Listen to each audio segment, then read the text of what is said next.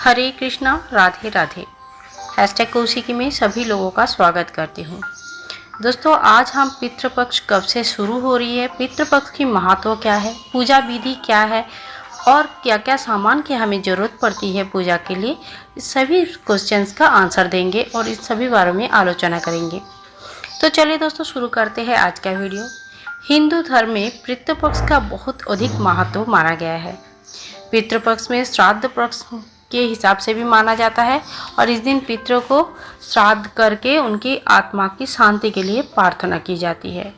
धार्मिक मान्यता अनुसार पितृपक्ष के दौरान पितर संबंधित कार्य करने से पितरों को मोक्ष की प्राप्ति होती है और इस पक्ष में विधि विधान से पितर संबंधित कार्य करने से पितरों का आशीर्वाद भी प्राप्त होती है। पितृपक्ष की शुरुआत होता है भाद्र माह के शुक्ल पक्ष की पूर्णिमा तिथि से और आश्विन मास के कृष्ण पक्ष की अमावस्या तिथि तक ये चलता है। यानी कि अभी गणेश विसर्जन अनंत चतुर्दशी के बाद से ये शुरू हो जाएगा और अमावस्या तक, आश्विन माह का अमावस्या तक ये रहेगा। आइए जानते हैं पितृपक्ष की जो डेट है, जो महत्व है, विधि है, वो सारे के विषय में जान लेते हैं। साल 20 सितंबर 2021 को पितृपक्ष की आरंभ हो जाएगी और ये पितृपक्ष चलेंगे 6 अक्टूबर 2021 तक। पितृपक्ष में मृत्यु की तिथि अनुसार श्राद्ध किया जाता है।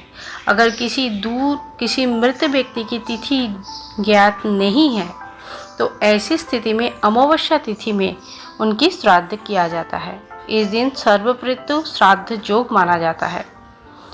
तो तिथि अनुसार जो डेट्स है वो आपको डिस्क्रिप्शन बॉक्स में मिल जाएगी। जैसे पूर्णिमा का श्राद्ध होगा 20 सितंबर को, पतिप्रदा का श्राद्ध होगा 21 सितंबर को, ऐसे ही द्वितीया का 22, तृतीया का 23, चतुर्थी का 24, पंचमी का 25, षष्ठी का 27 तारीख को होगा। जी हाँ, 26 तारीख को इस बार कोई श्राद्ध के डेट नहीं है।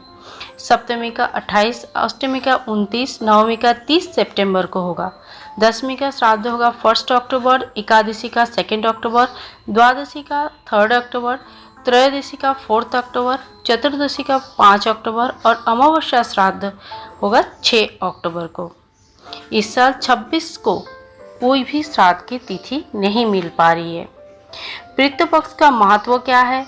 पितृपक्ष में पितर को संबंधित कार्य करने से व्यक्ति का जीवन सुखी होती है, साथ में पितर को मोक्ष लाभ होते हैं और पितर को प्रसन्न हो जाते हैं।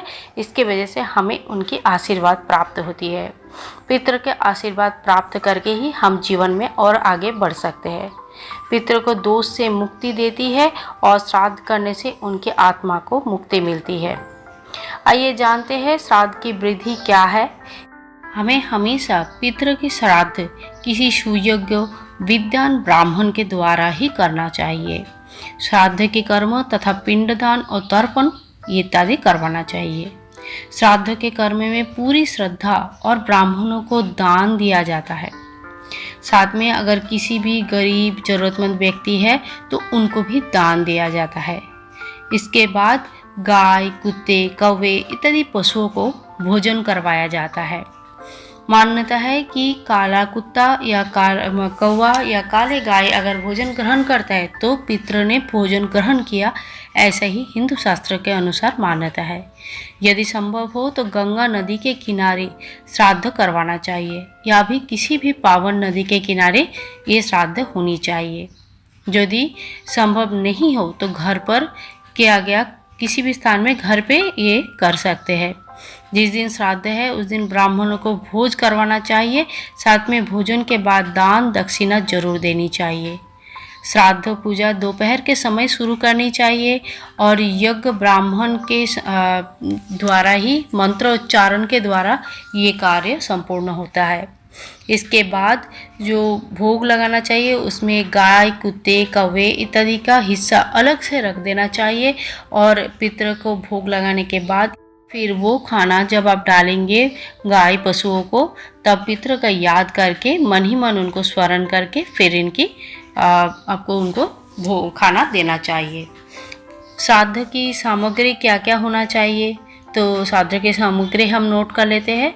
रोली, सिंदूर, सुपारी, रक्षा धागा तथा कलावा, चावल, जेनुई, कपूर, हल्दी, देसी घी, माचिस, शहद, काला तिल, तुलसी के पत्ते, पान का पत्ते, जौ, हवन सामग्री, गुड़, मिट्टी का दिया, रुई की बत्ती, अगरबत्ती, दही, जौ का आटा, गंगा जल और खजूर, केला, सफ़ेद फूल, उड़द के दाल, गाय का दूध, साथ में घी, खीर और चावल, मूंग इत्यादि तथा गन्ना इत्यादि सामान हमें चाहिए जब हम पितृ का पूजा करते हैं।